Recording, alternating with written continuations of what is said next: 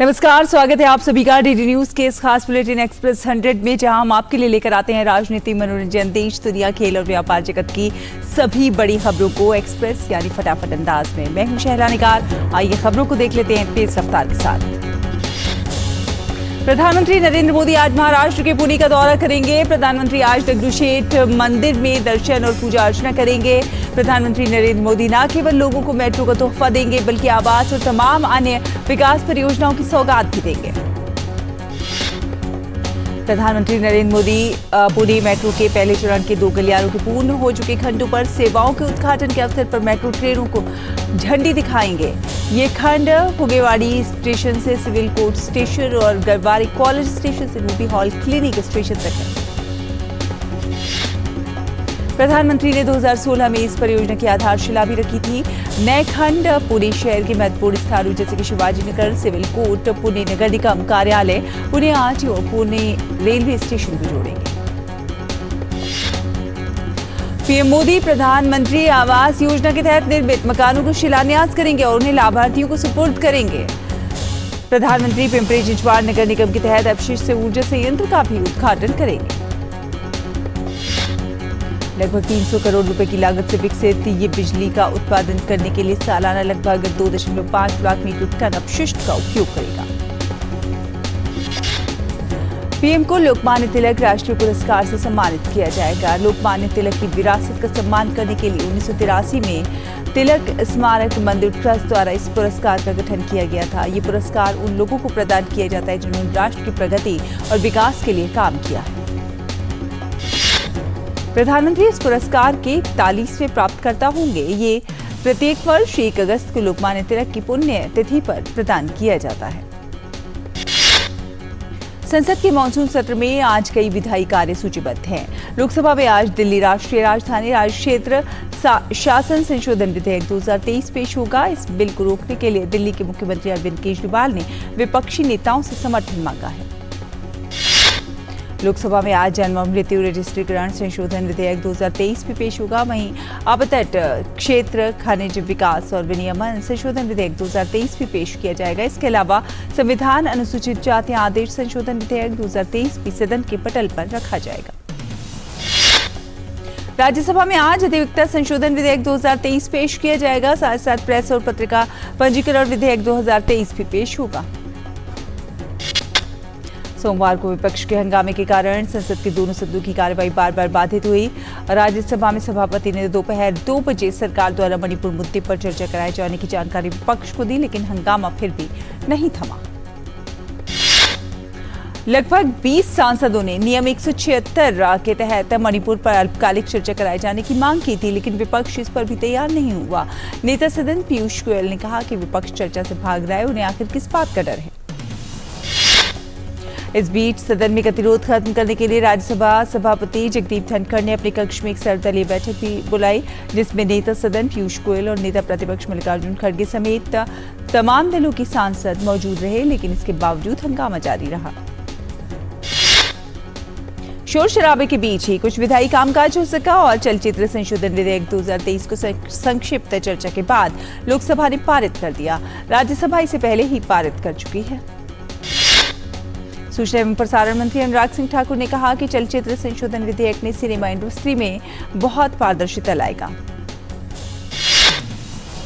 केंद्रीय मंत्री और भारतीय जनता पार्टी के वरिष्ठ नेता निर्मला सीतारमण ने विपक्ष की आलोचना करते हुए कहा है कि वो मणिपुर मुद्दे पर चर्चा में भाग नहीं लेना चाहता। राजस्थान की कानून व्यवस्था पर फिर से सवाल उठे हैं। भीलवाड़ा में एक छात्रा के साथ अभद्रता के बाद जमकर बवाल हुआ है। इस बीच बीजेपी ने फिर से गहलोत सरकार पर हमला बोला है। राजस्थान में जारी भाजपा की नहीं सहेगा राजस्थान अभियान के तहत बिगड़ती कानून व्यवस्था सहित विभिन्न मुद्दों पर गहलोत सरकार के विरोध में राजस्थान सचिवालय का घेराव करेगी, जिसमें बड़ी संख्या में पार्टी के कार्यकर्ता शामिल होंगे। हरियाणा में नूंह जिले के मेवात क्षेत्र में सोमवार को धार्मिक यात्रा के दौरान 2 गुटों के बीच टकराव के बाद हालात अब भी तनाव से भरे हुए हैं। एहतियात के तौर पर गुरुग्राम और फरीदाबाद में आज स्कूल और कॉलेज और कोचिंग सेंटर सहित सभी शैक्षणिक संस्थान बंद हैं। इसरो के वैज्ञानिकों ने चंद्रयान 3 को पृथ्वी की कक्षा से चांद की तरफ भेजा। इसरो ने बताया कि चंद्रयान 3 ने पृथ्वी की परिक्रमा पूरी कर ली है और इसे ट्रांसल्यूनर कक्षा में स्थापित कर दिया गया है। अब 5 अगस्त को ये चंद्रमा की कक्षा में पहुंचेगा। ट्रांसल्यूनर इंजेक्शन के लिए बेंगलुरु में मौजूद इसरो के हेडक्वार्टर से वैज्ञानिकों ने चंद्रयान का इंजन कुछ देर के लिए चालू किया। इंजन फायरिंग तब की गई जब चंद्रयान पृथ्वी से 236 किलोमीटर की दूरी पर था। केंद्रीय मंत्री नितिन गडकरी आज कुल्लू मनाली में बाढ़ प्रभावित क्षेत्रों का जायजा लेंगे। केंद्रीय मंत्री नितिन गडकरी बड़ागढ़ रिसोर्ट में national highway authority of India के अधिकारियों के साथ बाढ़ के नुकसान को लेकर बैठक करेंगे। भारतीय राष्ट्रीय राजमार्ग प्राधिकरण NHAI आज से बेंगलुरु मैसूर एक्सप्रेस वे पर गैर मोटर चालित वाहन, दोपहिया वाहन, ऑटो रिक्शा सहित अन्य धीमी गति से चलने वाले वाहनों पर प्रतिबंध लगाएगा। गुजरात के गांधीनगर में आज से G20 एम्पावर शिखर सम्मेलन शुरू होगा। महिलाओं के नेतृत्व में विकास, एक स्थायी, समावेशी और न्याय संगत वैश्विक आर्थिक विकास सुनिश्चित करना विषय पर सम्मेलन का आयोजन होगा। ये शेरपा ट्रैक के तहत एक निजी क्षेत्र के नेतृत्व वाली पहल है, जिसका उद्देश्य G20 देश में निजी क्षेत्रों में महिलाओं के नेतृत्व और सशक्तिकरण में तेजी लाना है। बैठक में विषयगत चर्चा और विचार विमर्श G20 एम्पावर की विज्ञप्ति में प्रतिबिंबित होंगे और G20 नेताओं को सिफारिशों के रूप में प्रदान किए जाएंगे। केंद्रीय महिला एवं बाल विकास मंत्री स्मृति ईरानी सम्मेलन का उद्घाटन करेगी। भारत में फरवरी और अप्रैल 2023 के महीनों में अंतर्राष्ट्रीय स्तर की 2 बैठकें आयोजित की गई, जिनके नतीजे एम्पावर विज्ञप्ति में परिलक्षित होंगे। शिखर सम्मेलन में सत्रों की एक श्रृंखला होगी, जिसमें से प्रत्येक सत्र महिला सशक्तिकरण के विभिन्न पहलुओं पर केंद्रित होगा। मैसूरू में चल रहे थिंक 20 शिखर सम्मेलन का आज दूसरा दिन है। आज पहले सत्र में विकास के लिए प्रौद्योगिकी, आर्थिक विकास और नियामक निश्चितता विषय पर चर्चा होगी। साथ साथ पर्यावरण के लिए जीवन शैली, सतत विकास के लिए एक नया प्रतिमान विषय पर भी चर्चा होगी। वहीं दूसरे सत्र के दौरान वित्तीय प्रशासन सुधारों जैसे विषयों पर भी चर्चा की जाएगी। आज विशेष सत्र के रूप में महिला नेतृत्व वाले विकास विषय पर भी चर्चा होगी, जो G20 प्रेसिडेंसी की प्राथमिकताओं पर विचारों और अंतर्दृष्टि को सामूहिक रूप से प्रदर्शित करने का अवसर प्रदान करेगा। तेलंगाना राज्य मंत्रिमंडल ने बाढ़ प्रभावित क्षेत्रों में तत्काल राहत और मरम्मत कार्य के लिए 500 करोड़ रुपए की मंजूरी दी है। ये धनराशि वारंगल, हनुमकुंडा, मुलुकी, भूपालपल्ली, आदिलाबाद, निर्मल, कोठागुदेम और खम्मम सहित लगभग 10 बाढ़ प्रभावित जिलों में मरम्मत और बहाली कार्यों पर खर्च किया जाएगा। ये धनराशि सड़कों के पुनर्निर्माण और पुनर्वास पर खर्च की जाएगी। राज्य मंत्रिमंडल ने आने वाले कुछ वर्षों में कुल 69,000 करोड़ रुपए की अनुमानित लागत के साथ ग्रेटर हैदराबाद के नगर निगम में सभी दिशाओं में मेट्रो रेल सेवाओं का विस्तार करने का भी निर्णय लिया है। असम पुलिस ने कल गुवाहाटी में 2 ड्रग तस्करों को पकड़ा और 101 ग्राम ब्राउन शुगर जब्त की। गुप्त सूचना के आधार पर सर्च ऑपरेशन चलाया गया। पुलिस टीम ने 101 ग्राम ब्राउन शुगर के 9 पैकेट बरामद की और 4 मोबाइल फोन और एक कार भी जब्त की। ठाणे के शाहपुर के पास एक गर्डर लॉन्चिंग मशीन गिरने से 15 लोगों की मौत हो गई और 3 लोग घायल हो गए। समृद्धि एक्सप्रेस हाईवे के तीसरे चरण के निर्माण में मशीन का इस्तेमाल हो रहा था। आगामी लोकसभा चुनाव से पहले सत्तारूढ़ गठबंधन NDA के सांसदों की बैठकें कल से शुरू हुई। प्रधानमंत्री नरेंद्र मोदी ने कल नई दिल्ली में पश्चिमी उत्तर प्रदेश, बुंदेलखंड और ब्रज क्षेत्र के NDA सांसदों के साथ बैठक की। बैठक में 2024 में होने वाले लोकसभा चुनाव और उसकी तैयारी को लेकर चर्चा हुई। बैठक में इन क्षेत्रों के सांसदों के अलावा भाजपा प्रमुख जगत प्रकाश नड्डा और केंद्रीय मंत्री नितिन गडकरी भी शामिल थे। बैठक में इन सांसदों को अपने निर्वाचन क्षेत्रों के लोगों तक पहुंचने और उन्हें केंद्र सरकार की उपलब्धियों से अवगत कराने के लिए कहा गया है। वहीं कल दूसरी बैठक संसद स्थित रेक्सी बिल्डिंग में हुई। इस ग्रुप में ओडिशा, पश्चिम बंगाल और झारखंड के NDA सांसदों ने हिस्सा लिया। इसमें PM मोदी, केंद्रीय गृह मंत्री अमित शाह और रक्षा मंत्री राजनाथ सिंह भी मौजूद थे। राष्ट्रीय अन्वेषण अभिकरण ने केरल में प्रतिबंधित पॉपुलर फ्रंट ऑफ इंडिया के सबसे पुराने एवं सबसे बड़े हथियार एवं शारीरिक प्रशिक्षण केंद्रों में से एक को कुर्क कर लिया है। ये पीएफआई का छठा हथियार प्रशिक्षण केंद्र है जिसे कुर्क किया गया है। गैरकानूनी गतिविधियां रोकथाम अधिनियम के प्रावधानों के तहत केरल में जब्त की जाने वाली संगठन की ये 18वीं संपत्ति है। एनआईए ने 17 मार्च को दर्ज मामले में पीएफआई संगठन समेत 59 आरोपियों के खिलाफ आरोप पत्र दायर किया। कर्नाटक सरकार ने आम इंसान को बड़ा झटका दिया है। सरकार ने राज्य के डेयरी ब्रांड नंदिनी दूध के दाम में 3 रुपये बढ़ाने का फैसला किया है। कर्नाटक में दूध उत्पादकों की मांग को देखते हुए ये फैसला हुआ है। नई दिल्ली के कृषि भवन में केंद्रीय कृषि एवं किसान कल्याण राज्य मंत्री शोभा करंदलाजे और मोल्दोवा के उप प्रधानमंत्री एवं कृषि मंत्री व्लादिमीर बोलिया के बीच कल मंत्री स्तरीय वार्ता हुई।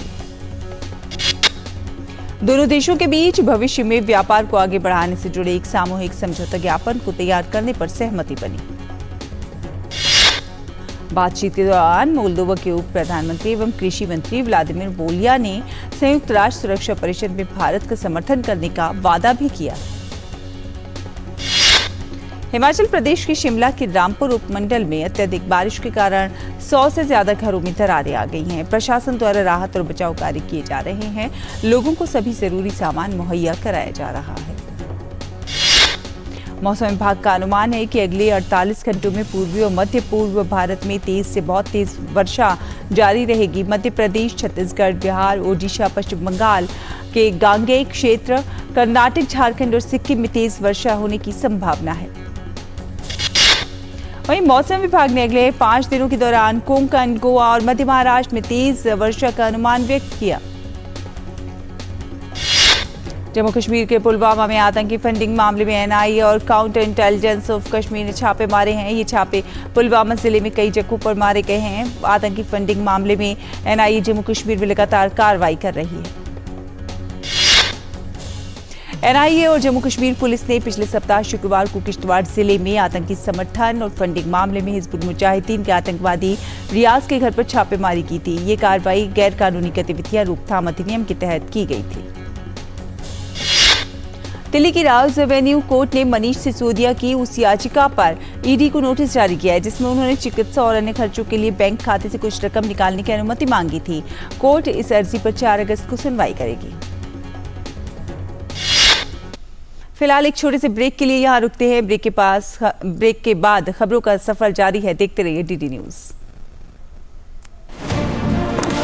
दुनिया की बिसात, शहमात का खेल, वैश्विक कूटनीति, सियासी तालमेल, उभरती नई विश्व व्यवस्था, पर्यावरण, अर्थव्यवस्था, ग्लोबल वार्मिंग ही नहीं, ग्लोबल वार्निंग भी। जंग का जुनून हो या शांति की पहल, सभी वैश्विक हलचल, खबर जो करे खबरदार, देश देशांतर से जिसका सरोकार, बात दुनिया जहान की, खबर दुनिया की।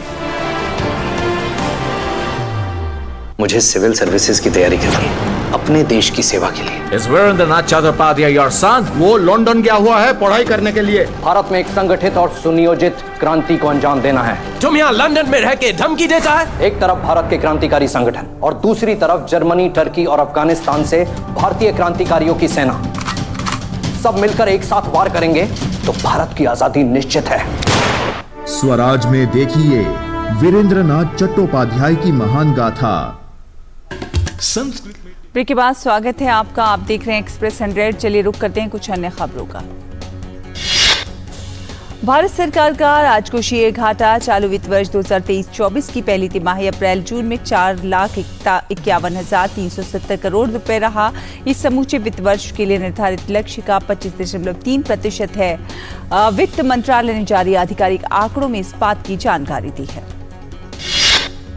वित्त मंत्रालय के मुताबिक चालू वित्त वर्ष के पहले 3 महीनों में केंद्र का शुद्ध राजस्व कर 4,33,620 करोड़ रुपए रहा है, जो कि बजट अनुमान का 18.6% है। पिछले वित्त वर्ष की समान तिमाही में शुद्ध कर संग्रह 26.1% था। आंकड़ों के मुताबिक केंद्र के कुल व्यय में से 7.72 लाख करोड़ रुपए का राजस्व खाते से हुआ, जबकि 2.78 लाख करोड़ रुपए पूंजीगत खाते से गए हैं। सरकार ने चालू वित्त वर्ष 2023-24 के बजट में राजकोषीय घाटे को सकल घरेलू उत्पाद GDP के 5.9% तक सीमित रखने का लक्ष्य रखा है। केंद्र सरकार ने आज से घरेलू कच्चे तेल पर अप्रत्याशित कर बढ़ा दिया है। कच्चे पेट्रोलियम पर विशेष अतिरिक्त उत्पाद शुल्क 1,600 रुपए प्रति टन से बढ़कर 4,250 रुपए प्रति टन हो गया है। डीजल पर अतिरिक्त उत्पाद शुल्क 0 लीटर से बढ़कर 1 रुपए लीटर हो जाएगा। सरकार ने कहा है कि वर्ष 2022-23 में देश में अब तक का सर्वाधिक कोयला उत्पादन हुआ है। इस दौरान 14% से अधिक की वृद्धि दर्ज की गई है। वर्ष 2021-22 में 7,780 लाख टन की तुलना में 2022-23 में 8,930 लाख टन से अधिक कोयले का उत्पादन हुआ। देश में 8 प्रमुख उद्योगों के संयुक्त सूचकांक में पिछले वर्ष जून की तुलना में इस साल जून में अस्थायी रूप से 8.2% की वृद्धि हुई है। इस वर्ष जून में इस्पात, कोयला, सीमेंट, रिफाइनरी उत्पाद, प्राकृतिक गैस, उर्वरक और बिजली का उत्पाद पिछले वर्ष इसी अवधि के मुकाबले बढ़ा है। मार्च 2023 के लिए 8 प्रमुख उद्योगों के सूचकांक के अंतिम वृद्धि दर को 3.6% से संशोधित कर 4.2% कर दिया गया है। तो वहीं अप्रैल से जून 2023-24 की तिमाही के दौरान 8 प्रमुख उद्योगों की संचयी वृद्धि दर अस्थायी रूप से 5.8% आंकी गई है। वित्त वर्ष 2023-24 के लिए आयकर रिटर्न दाखिल करने के अंतिम दिन शाम 6 बजे तक 6.50 करोड़ से अधिक रिटर्न दाखिल किए गए।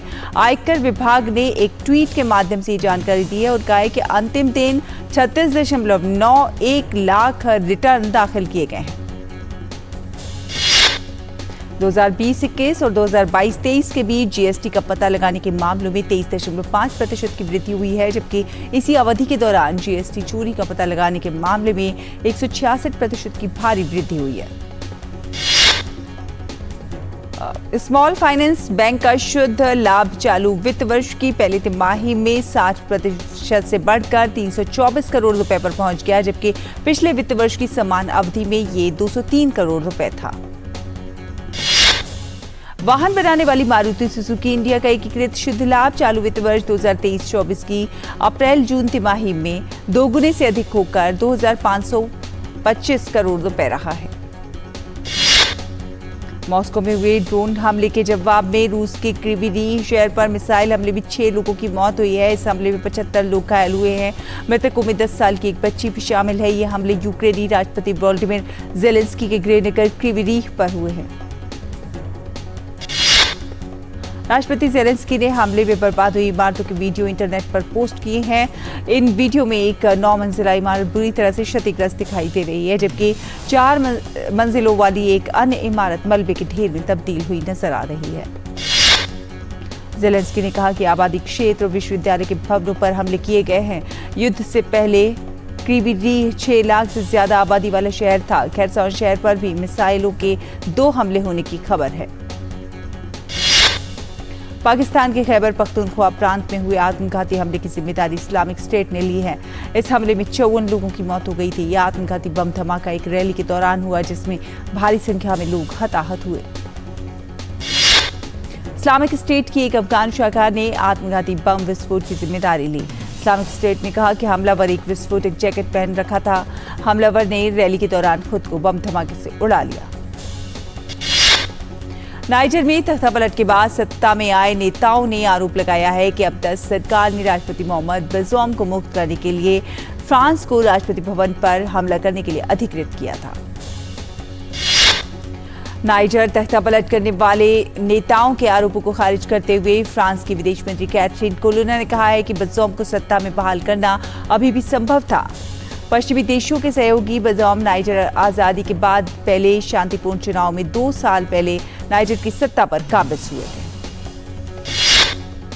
जॉर्जिया के एक न्यायाधीश ने 2020 के अमेरिकी चुनाव में अवैध रूप से हस्तक्षेप करने की जांच को रद्द करने से पूर्व अमेरिकी राष्ट्रपति डोनाल्ड ट्रंप की मांग को खारिज कर दिया है। ये फैसला ऐसे समय में आया है जब इस मामले में जल्दी ही आपराधिक आरोप दायर किया जाना है। फुलटन काउंटी सुपीरियर कोर्ट के न्यायाधीश रॉबर्ट मैकबर्नी ने मुख्य अभियोजक को अयोग्य ठहराने, किसी भी संभावित अभियोग को रोकने और एक विशेष ग्रैंड जूरी रिपोर्ट को खारिज करने के ट्रंप के अनुरोध को स्वीकार कर लिया, जिसमें किस पर आरोप लगाया जाए इसकी सिफारिशें शामिल थी। अमेरिका के पूर्व राष्ट्रपति डोनाल्ड ट्रंप के संपत्ति के मैनेजर गोपनीय दस्तावेज मामले में अदालत में पेश हुए। डोनाल्ड ट्रंप की फ्लोरिडा संपत्ति के मैनेजर सोमवार को पहली बार इस मामले में कोर्ट में पेश हुए। ट्रंप के मैनेजर कार्लोस डी ओलिवेरा पर सरकारी काम में बाधा डालने और साजिश रचने, सबूत नष्ट करने और झूठे बयान देने का आरोप है। अदालत ने कार्लोस डी ओलिवेरा को $1 लाख के मुचलके पर रिहा किया। अमेरिका ने उत्तर कोरिया और रूस को लेकर कड़ी चेतावनी दी। अमेरिका ने कहा कि वह आवश्यकता पड़ने पर उत्तर कोरिया और रूस पर प्रतिबंध लगाने में संकोच नहीं करेगा। अमेरिकी विदेश विभाग के प्रवक्ता मैथ्यू मिलर ने कहा है कि अमेरिका ने पहले भी विभिन्न गतिविधियों के लिए उत्तर कोरिया पर कई प्रतिबंध लगाए हैं। साथ साथ रूस की सहायता करने के लिए दुनिया भर में कई संस्थाओं और व्यक्तियों पर भी प्रतिबंध लगाए गए हैं। अमेरिकी विदेश विभाग के प्रवक्ता मैथ्यू मिलर ने एक प्रेस ब्रीफिंग के दौरान बताया कि अमेरिकी सरकार के अधिकारी सऊदी अरब में यूक्रेन शांति शिखर सम्मेलन में भाग लेंगे, लेकिन इसके बारे में अधिक जानकारी नहीं दे सकते। संयुक्त राष्ट्र सुरक्षा परिषद के सदस्यों ने रूस से यूक्रेन के अंतर्राष्ट्रीय स्तर पर मान्यता प्राप्त क्षेत्र से अपने सैनिकों को वापस बुलाने का आग्रह किया। यूक्रेन की प्रतिनिधि ने कहा कि रूस के कारण दुनिया भर में स्थिरता के लिए बड़ा खतरा हो सकता है। डेनमार्क के विदेश मंत्री लॉर्स लोके रामसे ने कहा है कि सरकार डेनमार्क में विदेशी दूतावासों के सामने कुरान के अपमान को रोकने के लिए अधिकारियों को सक्षम करने के लिए कानूनी तौर तरीकों की तलाश करेगी। अमेरिका के एरिजोना राज्य की राजधानी फीनिक्स में पहली बार पारा 110 डिग्री फ़ारेनहाइट से कम रहने की उम्मीद है। फीनिक्स में रिकॉर्ड बारिश होने के कारण एक महीने में ये पहली बार होगा जब पारा 110 डिग्री फ़ारेनहाइट से कम होगा। म्यांमार में चुनावों को आधिकारिक तौर पर स्थगित कर दिया गया है। म्यांमार के सैन्य नेता के जनरल मिन आंग ह्लाइंग ने सेना समर्थित राष्ट्रीय रक्षा और सुरक्षा परिषद के साथ बैठक में आपातकाल की स्थिति को 6 महीने के लिए बढ़ा दिया। नोबेल पुरस्कार विजेता आंग सान सू की के नेतृत्व वाली निर्वाचित सरकार को उखाड़ फेंकने के बाद सेना ने अगस्त 2023 तक चुनाव कराने का वादा किया था। तख्तापलट के बाद से म्यांमार में सेना के खिलाफ कई आंदोलन जारी है। भारत और वेस्टइंडीज के बीच 3 मैचों की ओडीआई सीरीज का तीसरा वनडे मैच आज ट्रिनिदाद में खेला जाएगा। सीरीज फिलहाल 1-1 की बराबरी पर है। पिछले मैच में टीम इंडिया के कप्तान रोहित शर्मा और विराट कोहली को आराम दिया गया था, जिसके कारण टीम इंडिया 6 विकेट से ये मुकाबला हार गई थी। भारतीय क्रिकेट कंट्रोल बोर्ड ने आयरलैंड दौरे के लिए T20 टीम की घोषणा कर दी है। बुमराह की वापसी हुई है।